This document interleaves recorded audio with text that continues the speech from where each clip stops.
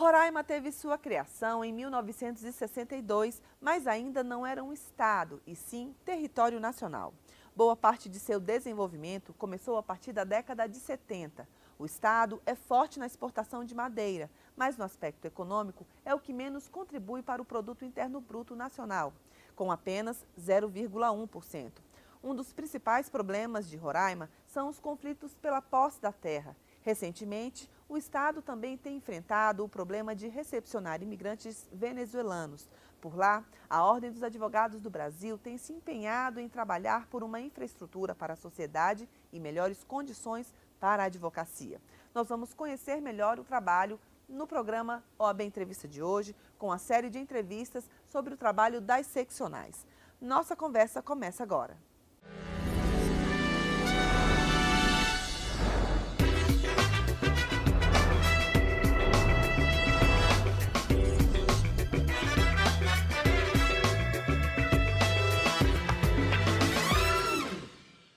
Para atuar pela sociedade, uma instituição precisa estar fortalecida.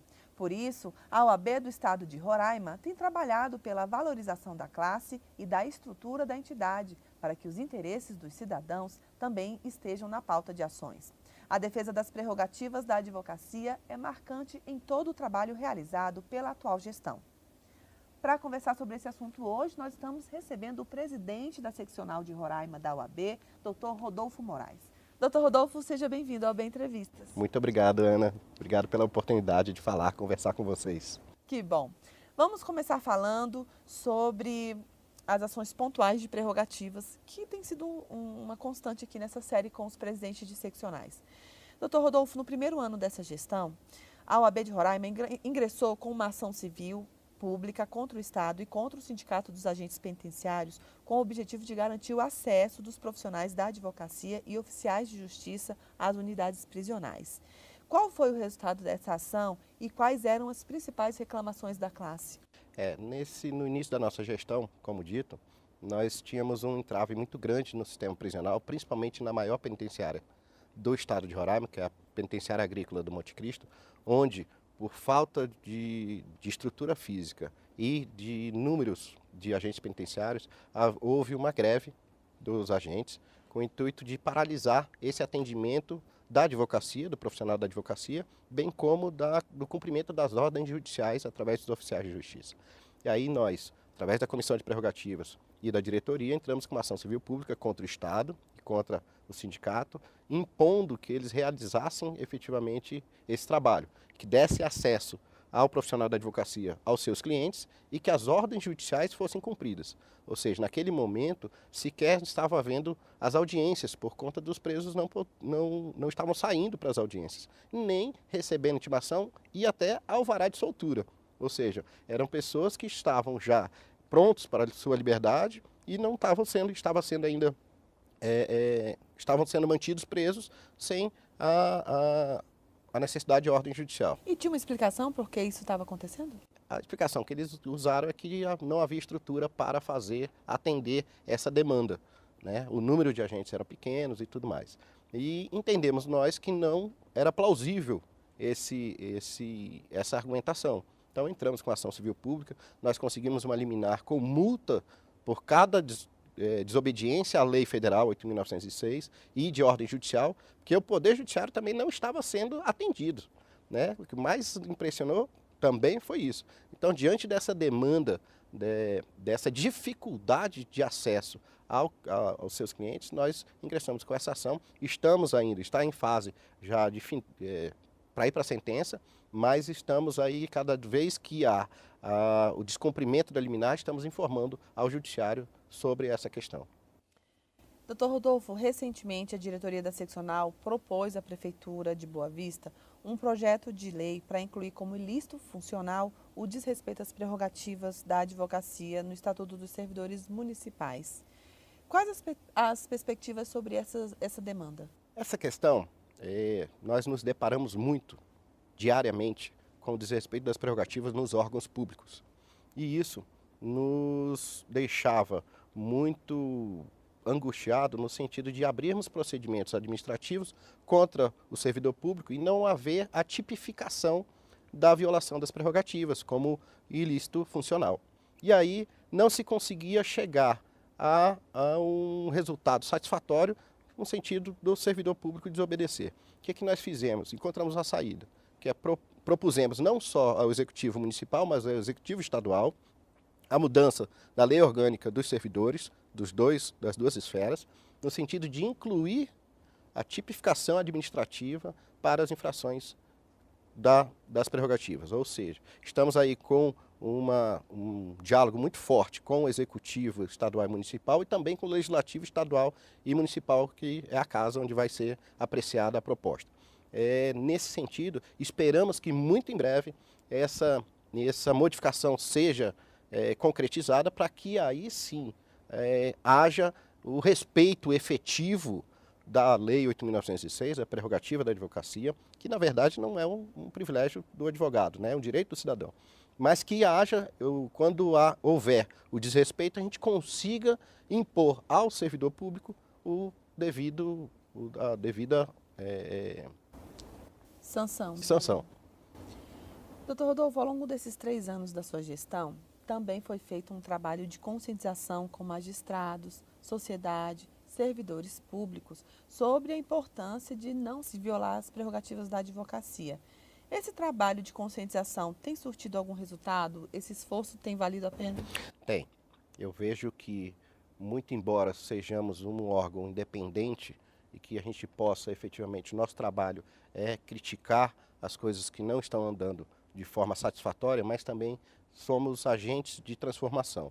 E isso precisamos, nós internalizamos isso na diretoria e no conselho, no intuito de dialogarmos muito com o Poder Judiciário, Ministério Público, Defensoria, enfim, todos os órgãos, para que os entraves que nós encontramos na nossa gestão, nos deparamos nessa gestão, a gente pudesse transpor. Conseguimos muito com isso. E eu acho que esse é o caminho.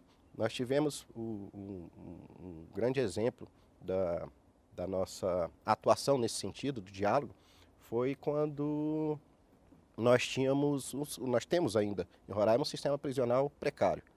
E é uma atuação constante da OAB em relação a isso, relatórios cotidianos, né, sobre essa questão, mas não bastava mais as críticas ao sistema prisional, nós tínhamos que ir atrás da solução. Esse é a grande questão, do envolvimento efetivamente. O que nós fizemos? Viemos aqui ao Conselho Federal, conversamos com o presidente Cláudio Lamáquia, com a ajuda do nosso presidente de São Paulo, Marco da Costa, conseguimos que o desentrave, que a ordem do Supremo Tribunal Federal fosse cumprida, que era a liberação de quase 1 bilhão e 300 milhões de reais do Fundo Penitenciário Nacional para os estados.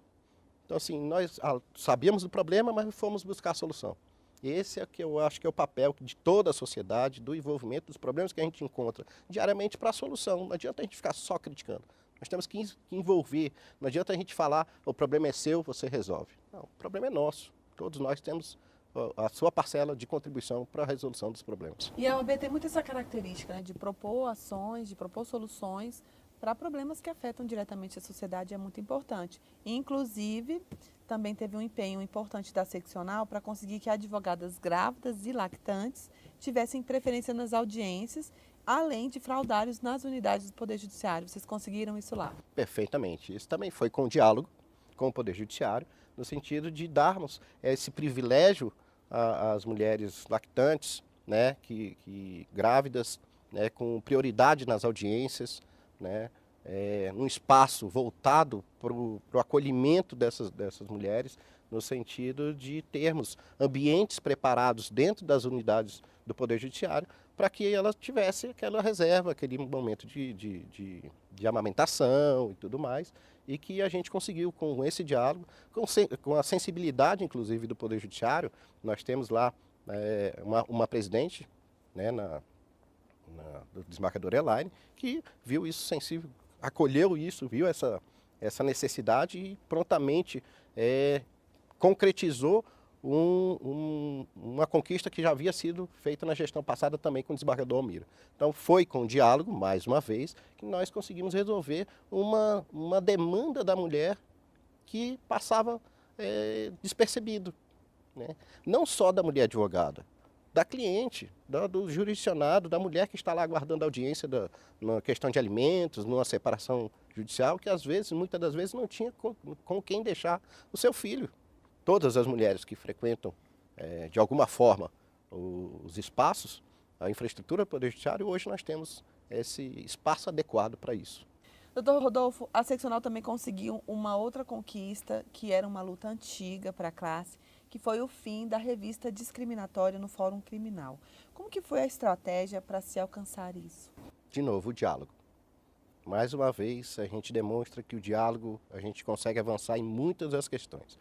Nós tivemos inúmeras vezes com o diretor do Fórum Criminal, reivindicando essa questão, porque a advocacia, o profissional da advocacia tinha efetivamente um tratamento diferenciado daquele imposto por lei, que é tratamento igualitário entre promotor, magistrado, advogados, defensor público e tudo mais. Nós não tínhamos isso. Então havia uma demanda muito forte nesse sentido, porque o fórum é a nossa casa, não é só o escritório.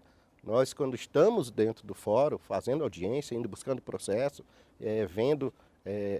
analisando os autos, nós estamos em casa. O fórum também é a nossa casa e não estavam sendo tratados como donos da casa. Mas conseguimos resolver esse problema no Fórum Criminal, né? Vai haver agora uma reestruturação da entrada dos profissionais da advocacia e da defensoria, né? Numa entrada exclusiva, onde haverá aí um tratamento igualitário com os membros do Ministério Público e da magistratura, e é isso que a gente quer. A gente não quer privilégio nenhum, a gente só quer ser tratado igual. Mas a OAB é incansável, né? Incansável, nessa defesa é.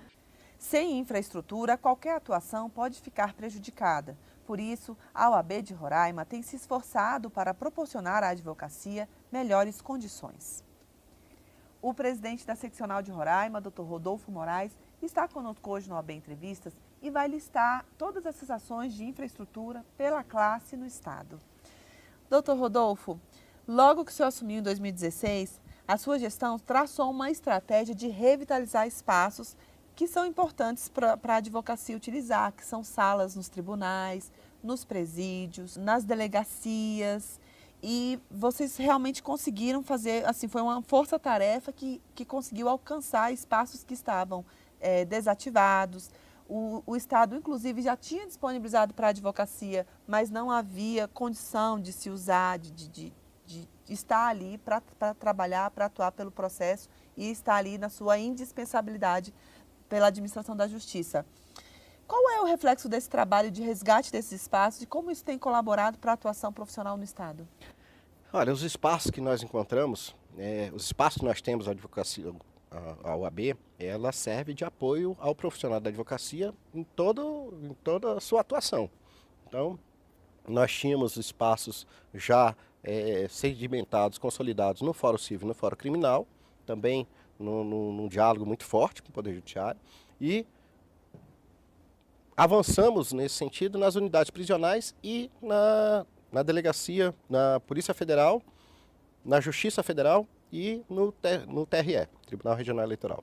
Então nós tínhamos em alguns lugares o espaço já cedido pelo órgão, mas que não havia estrutura física em condições de receber o profissional. E atuamos firmemente, fortemente, com toda a diretoria nossa, para que esses espaços fossem trabalhados, fossem estruturados com o intuito de dar à advocacia a melhor condição de trabalho.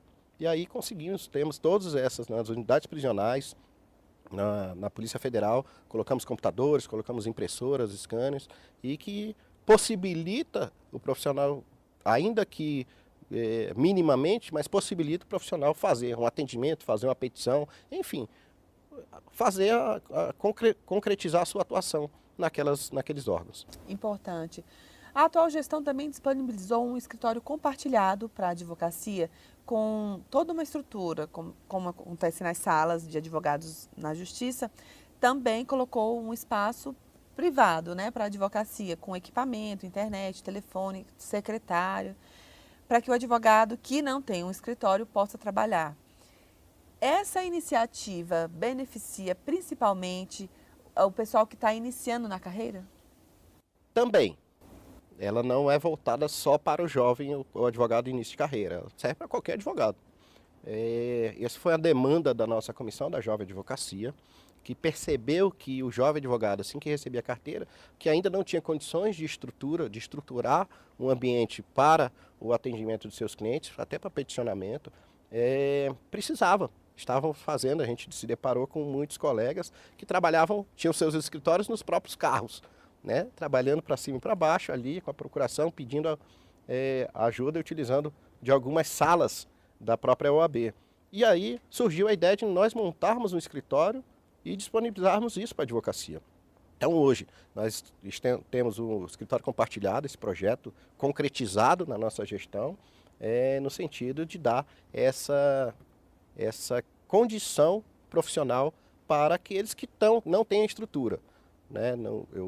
Claro que o público-alvo é o jovem advogado que não tem ainda uma estrutura, mas também para qualquer profissional que queira. Às vezes a gente já se deparou com colegas que estão reformando o escritório e foram utilizar o escritório compartilhado para atendimento do cliente. Uma situação bem oportuna. Bem oportuna. Então, essa estrutura vem efetivamente dar ao advogado uma dignidade na sua vida profissional. Do atendimento ao cliente, com toda a infraestrutura montada, com secretária, café, água, computador, scanner. Ele às vezes vai lá só para estudar, porque é um ambiente tranquilo, às vezes vai até só para peticionar, porque a nossa estrutura com o Tribunal de Justiça é muito favorável no sentido de fazer peticionamentos eletrônicos. Então, assim, é utilizado de todas as formas e com esse intuito de dar dignidade à profissão da advocacia.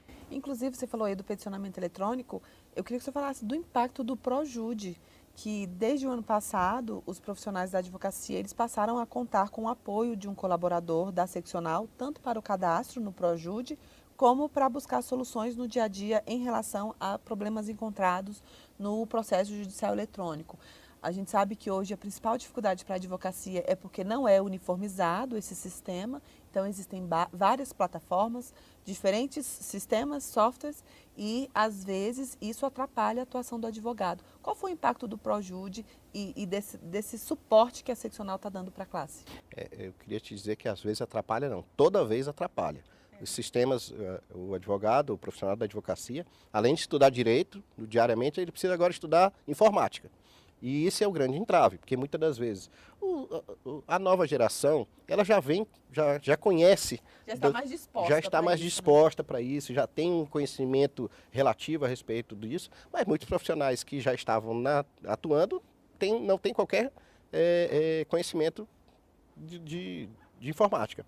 E aí nós começamos a ter essa dificuldade. Tivemos um grande avanço lá em Roraima, no sentido de nós barrarmos a expansão da instalação do PJE. No Tribunal de Justiça acolheu uma demanda da OAB Roraima, no sentido de estancar esse avanço do PJE e deixarmos só o Projude. Então, hoje, na Justiça Estadual, o sistema que roda é só o Projude. Mas, ainda assim, nós tínhamos muita dificuldade na configuração dos equipamentos do advogado, porque ele precisa, para rodar o sistema, precisa daqueles detalhezinhos do navegador não estar atualizado, porque o sistema lá não comporta, do Java, problemas. Então, muitas das vezes, advogados perdiam prazo por conta disso, não sabiam disso, e aí tinham dificuldade do peticionamento, de acompanhamento dos processos. Inicialmente, o tribunal cuidava dessa demanda, do atendimento da advocacia, e nós puxamos essa responsabilidade para dentro da seccional. Espera só um pouquinho, não está contento esse serviço prestado pelo tribunal. Nós chamamos a responsabilidade, trouxemos para a OAB, montamos uma equipe, hoje nós estamos assessorando a advocacia remotamente, o advogado não precisa sair do escritório, remotamente o nosso colaborador faz toda a configuração e ajeita o equipamento para essa utilização efetiva do processo judicial eletrônico. Doutor Rodolfo, qual a importância da implantação da calculadora judiciária, que foi uma reivindicação também da OAB do Estado? A calculadora judiciária ela vem para facilitar e dar celeridade ao andamento processual. Quando você tem duas partes litigando e tratando de valores, né, no caso de uma execução, as duas partes apresentavam a sua planilha utilizando índices diversos. E aí os resultados não batiam. Então, para facilitar isso, que não houvesse mais essa discussão, nós pedimos, né, fizemos gestão junto ao Tribunal de Justiça para que o próprio Tribunal de Justiça fizesse a calculadora, ou seja, faz o cálculo lá de atualização, por exemplo, e o valor é aquele, porque é o mesmo cálculo. Sem precisar enviar o processo de novo para a contadoria, gastar mais tempo com isso. Sem utilização desse artifício. E a calculadora ela tem um sistema próprio que já calcula na hora e é tudo confiável, prático, rápido? É do Tribunal de Justiça. A gente já usa com o timbre lá do Tribunal de Justiça. Quem fez foi o Tribunal de Justiça, não foi a gente. Doutor Rodolfo, durante essa gestão, a seccional ativou e criou algumas comissões. Direito médico, direito da família, direito tributário, diretrizes curriculares do ensino de direito, que é uma coisa que a OAB tem se preocupado bastante com a formação acadêmica na área. E eu queria, sistema carcerário, qual é a sua avaliação sobre esse trabalho e como essas comissões têm contribuído para o desenvolvimento das ações da seccional? No início da gestão, e era um projeto nosso, do envolvimento de toda a classe no funcionamento da estrutura do sistema OAB. E para que isso viesse efetivamente a acontecer, havia necessidade de órgãos suplementares que não estão efetivamente na estrutura do regimento interno da nossa seccional, de auxiliar a presidência, a diretoria e o conselho. Então, na medida que o tempo foi passando, a gente verificando essas demandas, nós começamos a criar comissões envolvendo a advocacia, né, através das comissões, nos assuntos específicos. Estamos hoje funcionando com cerca de 39 comissões dentro da seccional, então com o envolvimento de toda a advocacia. E isso nos trouxe bastante resultados. Por exemplo, discutimos muito a respeito das questões que a sociedade presencia no dia a dia. Um dos exemplos foi o nosso Congresso de Direito Agrário, que fizemos lá, discutindo os problemas, né, e os entraves para uma regularização fundiária. Então, chamamos os órgãos responsáveis no Estado para que pudéssemos discutir francamente o que estava acontecendo, porque o trabalhador rural, o dono de propriedade, o poceiro, não conseguia tirar seu título definitivo, já que recentemente o Estado nós tínhamos uma dificuldade enorme porque as terras do Estado ainda estavam no nome da União. Então houve agora recentemente esse repasse das terras para o Estado. Então o Estado teve agora legitimidade para emitir o título definitivo para a pessoa, o título de propriedade àquele poceiro, que a princípio era sua posse, mas que não estava se acontecendo. Então a finalidade não estava sendo alcançada. E nós, numa discussão aberta, franca, né, com todos os envolvidos, com todos os interessados, conseguimos avançar muito numa proposta de mudança legislativa para que esses entraves fossem desembaraçados. Então, esse é um dos exemplos de como os resultados dessas reuniões, do trabalho dessas comissões, fossem efetivamente transformados em benefício à sociedade. Doutor Rodolfo, em uma parceria com o Conselho Federal, a seccional cobrou das autoridades federais ações de amparo aos imigrantes venezuelanos que estavam entrando no país por meio do Estado. Como é que estava a situação e como é que está agora depois dessa intervenção, desse pedido da OAB? Esse é um assunto muito delicado que eu acompanhei pessoalmente todo esse processo. Nós tínhamos em Roraima entrando diariamente cerca de 800 a 1.000 pessoas. Então, a nossa população, que é de Boa Vista, cerca de 400 mil, nós tivemos um aumento de 35 mil pessoas. Quase 10% da população aumentou em menos de 2 anos. E isso causou na estrutura, no funcionamento das estruturas de saúde e educação, um colapso total. Ficou precário, né? Muito precário. Já era precário, porque nós enfrentamos hoje no Brasil toda essa precariedade. Mas houve colapso total. Os serviços públicos oferecidos pelo município, pelo executivo e pelo estadual, não conseguiam atender a demanda. E isso nos causou grande aflição, porque são pessoas que estão buscando nova oportunidade e que precisam do atendimento de saúde. Nós tivemos em situações que nunca imaginaríamos retornar. Por exemplo, o surto de sarampo que está acontecendo hoje no Brasil tem, historicamente, registradamente, que adentrou através de Roraima por essa condição, por não haver na fronteira uma atuação do governo federal. E aí conclamamos junto ao presidente Cláudio Lamáquia, nesse sentido de nós fazermos, nós, instituição OAB, fazermos gestão junto ao governo federal. A responsabilidade para atendimento e acolhimento e a infraestrutura para essas pessoas é do governo federal, não é do municipal estadual. Então, e que estavam fazendo de todos os esforços para atender, mas que não conseguia. Então, hoje nós temos cerca de 10 abrigos na cidade de Boa Vista, né? Tiramos as pessoas que estavam vivendo nas ruas, nas praças públicas, para esses abrigos. Uma condição melhor, não é o ideal, mas é uma condição melhor. Hoje há triagem a respeito disso, de vacinação, de educação, já sabemos números, né? Homens, mulheres, crianças, enfim. Amenizamos a questão humanitária dessas pessoas. Estamos acalentados com algumas ações do governo federal por conta da nossa intervenção da OAB nessa questão. Houve uma pequena melhora, né? Doutor Rodolfo, para a gente finalizar a nossa conversa hoje, eu queria que o senhor falasse do seu sentimento talvez de dever cumprido por ter realizado esse trabalho nos últimos 3 anos. Assim, várias outras ações foram realizadas nos presídios, por exemplo, a situação carcerária, vistorias nas unidades de saúde. A OAB tem tido um trabalho, a OAB de Roraima tem tido um trabalho bem amplo em diversas áreas. Mas eu queria que o senhor falasse do seu sentimento de dever cumprido e das parcerias com o Conselho Federal, de tudo que foi feito até aqui e o resultado, o reflexo desse trabalho, desse empenho. Olha, de novo, nós internalizamos uma filosofia de trabalho na seccional de encontrar o problema, nós trabalharmos para a solução do problema. Isso tivemos muitos avanços, como nós conversamos aqui nesse programa.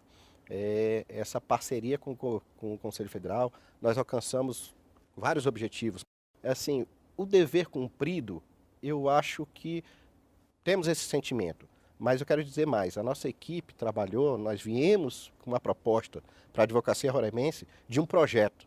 E esse projeto nós estamos fazendo para os próximos 20 anos. Então nós inauguramos a estrutura da Caixa de Assistência, da nossa Escola Superior da Advocacia. Estamos inaugurando agora, no final do ano, a nova sede administrativa, pensando na advocacia daqui a 20 anos. Muitas das coisas nós não conseguimos colher agora, mas plantamos uma árvore. Plantamos uma árvore que vai dar fruto no futuro. Então, é com esse objetivo. Eu acho que nós fizemos um grande trabalho. Nós tivemos a participação de toda a advocacia em todas as questões e que a gente vem agora